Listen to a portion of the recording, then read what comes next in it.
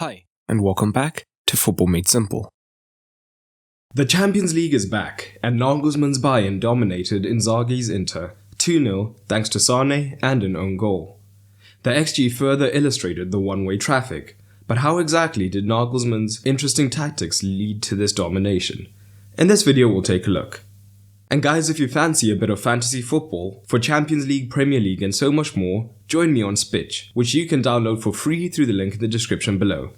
And go ahead and join my community by searching for FMS FC to compete against me. Spitch is my preferred fantasy football app because it's not just about goals and assists, but things like tackles and passes count, so players like Rodri and Busquets are actually useful. And not only can you play for free, you can also win cash prizes as well, depending on which pitch you join. So, my team for this Champions League round looked like this, so join me on Spitch through the link in the description below. We'll first look at what Bayern did in possession. When Bayern were in possession, Inter's defensive shape was pretty much as it looked on paper, more of a 5-3-2. And there wasn't too much emphasis on pressing forward, rather a mid or even a low block at times, so Bayern could progress through the first phase fairly easily. And in the Bundesliga, we've been seeing Nagelsmann often use a 4-2-2-2 that would have looked something like this. But the beauty of Nagelsmann is that he's able to adapt his system to the opponent, while still keeping the same philosophy. If he had stuck with a 4-2-2-2 or the 4-2-3-1 as they looked on paper, we can see that things would have roughly been even in the midfield, with more of a 3 versus 3 situation. But Nagelsmann didn't want this, as the centre forward would be heavily outnumbered, and although somewhat of a wide overload could be achieved, Pavard is not the best at going forward. So instead, in the build-up, he switched to the lesser used 3-1-3-3. So this formation now deals with a few of the weaknesses spoken about previously. First of all, now operating as a centre-back, there is now less onus on Pavard to try and overlap the winger in order to cause an overload. At the same time, Davies, as a highly attacking left-back, now has more freedom to move up and down the flank as he sees fit. Kimmich, who is naturally the conductor of most of Bayern Munich's moves, is now the sole pivot, so he's free to operate as he sees fit. What's even more advantageous for Bayern is that with these three men higher up, they tended to tie up the Inter midfield, meaning that Kimmich would then have more space to receive the ball and then operate, looking to find a penetrative pass higher up when he was then pressed. So here we see that basic structure that Bayern operated in. A back three, Kimmich as a single pivot dictating most things occurring, a more flexible three ahead of him of Sabitzer, Müller and Sane, as well as a much higher three, with Coman providing the width on the right, Mane at centre forward, as well as Davies who's out of shot. But of course, seeing this problem of Kimmich being able to receive most of the time, Inter looked to adapt. Interestingly, in the first half it was Martinez who would often drop deeper, looking to tie up Kimmich most of the time, whilst Dzeko would press one side or the other. Depending on which side the ball was, either Mkhitaryan or Çalhanoğlu would join Dzeko in the press to create a front two. At times this was effective, making it much harder to play into Kimmich. But, again, this would potentially leave a man free higher up to receive a penetrative pass. So, in this situation we can see Martinez is the deepest man, looking to tie up Kimmich. Mkhitaryan and Dzeko then make up the front two, looking for Hernandez and De Ligt respectively. And running the play on, things look pretty similar. Mkhitaryan and Dzeko on the centre backs, as well as Martinez looking to pick up Kimmich. But as discussed, this would still leave a much more difficult pass, but still a pass free to a man higher up in the midfield. So in the second half, Inter looked to adapt. This was by keeping the third midfielder deep where they were initially, and using solely a pressing two of Martinez and Dzeko.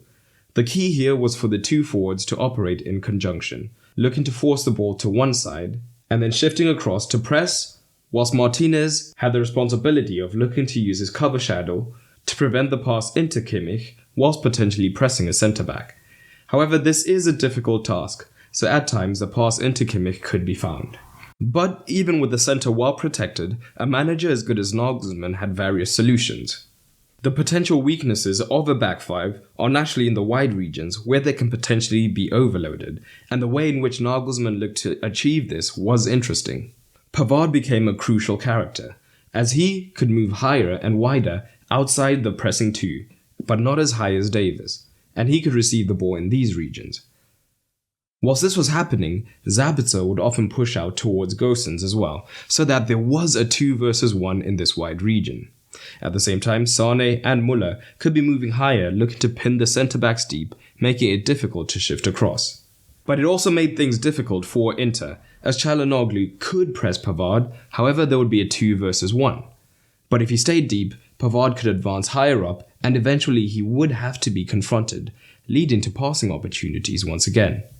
Pavard did end up making the most passes of the team, as he was essentially the platform on this right-hand side that Bayern heavily favoured. This is shown perfectly in this example, with Pavard having the ball, Sabitzer higher, and Koeman. Initially, in this deeper region, Çalhanoğlu is able to cover Kimmich, whilst Gosens can stay deeper on Koeman. But when they maintain these situations, it means that Pavard is now free once again to receive the pass back. And now that Pavard is higher up the pitch, he does have to be confronted, so we can see Çalhanoğlu begin to move out towards him. But here is where the 2 versus 1 is in effect, as we see that Koeman and Sabitzer are keeping Gosens in 2 minds. So Koeman can receive some space outside of Gosens. So one way Inter looked to adapt to this was become more proactive when defending, by getting Bastoni to push higher up, in order to confront Sabitzer earlier on, which could be effective. But it could also lead to multiple problems, as Sabitzer could look to spin Bastoni and run in behind, or we could have runners in the shape of Sane, Muller or Mane looking to exploit the gap created. So here we see that Bastoni is pushing out towards Sabitzer so that he can't receive and make a 2 versus 1, and at the same time Gosens is already picking up Koeman. So now that there's a 2 versus 2 in that region, Çalhanoğlu has more freedom to look to pick up Pavard, so he can't make as many easy passes. In this scenario, it's not exploited, but we can already see the gap appearing behind Bastoni that Sabitzer is already looking to make a move into. And in this situation, a similar pattern is taken advantage of. This time it's Muller moving deeper, and again Bastoni on Sabitzer, and this time the centre-back has moved out onto Muller, meaning that Mane now has a 1 versus 1 in this region, and space. So Kimmich is able to find Mane with a penetrative pass. And as a result of the other centre-backs being dragged out of position, now Dumfries has to move narrow to cover Sane, meaning that Davis is free on the outside to receive and have a dangerous shot. But all of this culminates in the goal. Bayern are building up with their now familiar 3-1-3-3 shape, and Martinez is looking to pick up Kimmich. Again, Pavard was the platform this entire game, and he's able to find Kimmich, because even though Martinez is meant to be covering him, he's not doing so effectively. Also note, this was another one of those situations where Bastoni has come out to cover Sabitzer, meaning that the midfielder, this time Mkhitaryan, is looking to confront Pavard, whilst Gosens is 1 versus 1 with Koeman. So, because Bastoni is covering Sabitzer, the other centre-back has come across onto Muller, who is looking to exploit the space behind Sabitzer. This then leaves Inter in an isolated situation, as this centre-back is now 2 versus 1 down, with Mane showing short and Sane running in behind at the same time. And Dumfries was unsure who to cover, because Davis high up is still an option, and so is Sane running in behind, but Sane is able to receive and score. But that's just what Bayern did in possession. In this match, I think Nagelsmann was excellent tactically, meaning that he earns an 8.5 out of 10. Inzaghi wasn't the worst, and Inter had their moments, meaning he still earns a solid 7. In our next video, we'll be looking at what Bayern did out of possession and Inter in possession, so hit subscribe so that you don't miss that. I hope you enjoyed this video, and if you did, you might enjoy the content available on my Patreon. Not only does Patreon help to support the continued production of content, as I am a one-man team, but it also gives you early access to videos that will come on the channel. You'll also get exclusive videos, get to vote on polls, and so much more. And it's cheaper than ever, no longer having a tier system, so everyone on the Patreon gets access to all the content. So head over to patreon.com/footballmadesimple to check it out.